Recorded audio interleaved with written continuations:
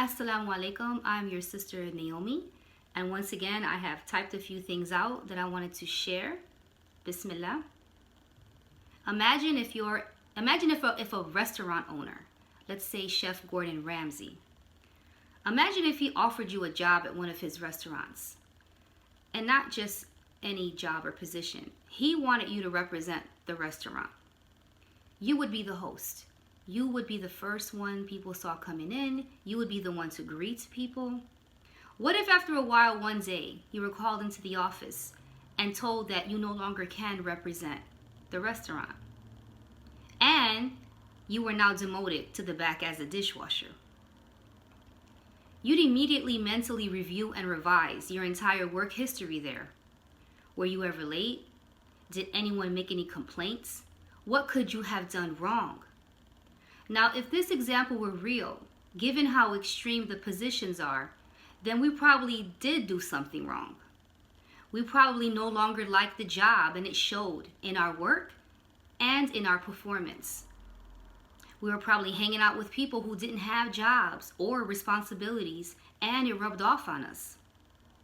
Only an arrogant person in either scenario would act as if being demoted was better, would play it off like given the position of doing the dishes isn't really a result of their own doing.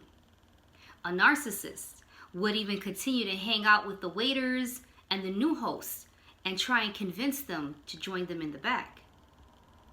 This is what's going on in the crazy worlds of internet and social media hijabis. I'm continuing this conversation because I want sisters to know that if you are struggling to keep your hijab on, or if one day you plan on wearing it, you need to keep your circle of influence as one that includes those that are where you want to go. You are the average of the 5 people you spend the most time with. A quote by Jim Rohn. In today's world, it's really a question of who do we spend the most time watching? Who are those 5 people?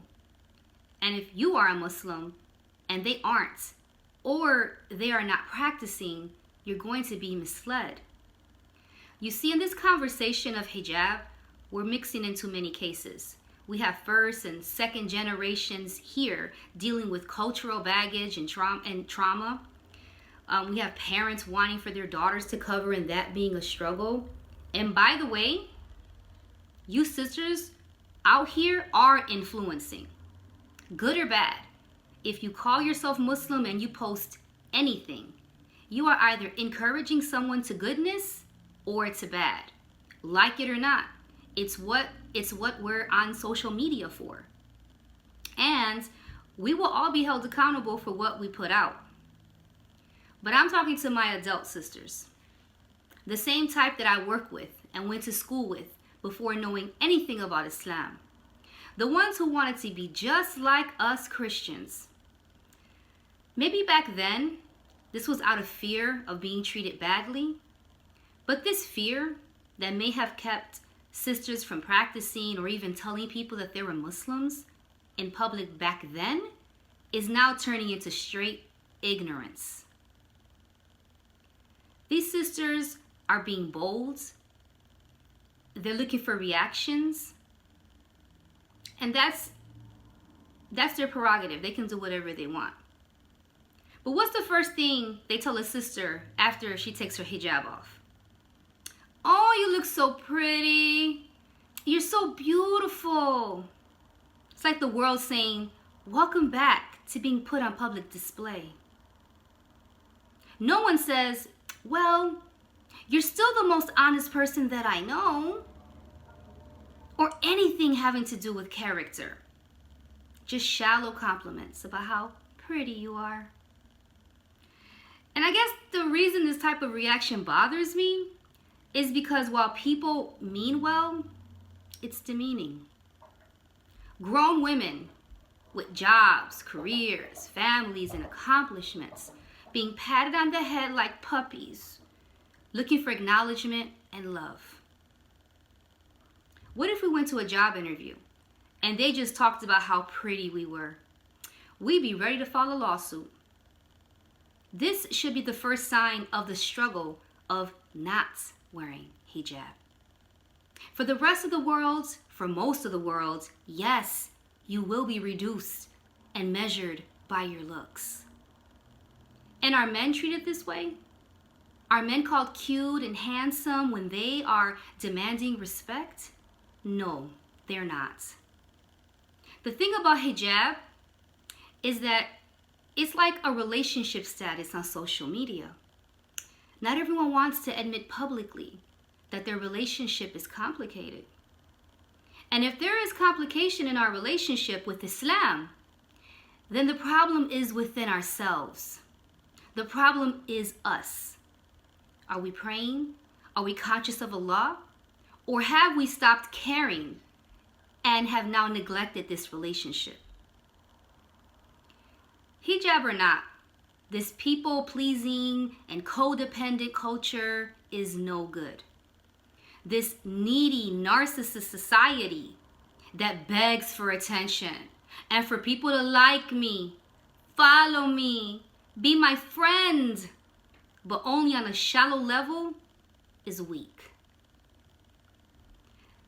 And then this need to brainwash the world, to brainwash people as to why I take my hijab off or why I don't agree with hijab is just cognitive dissonance.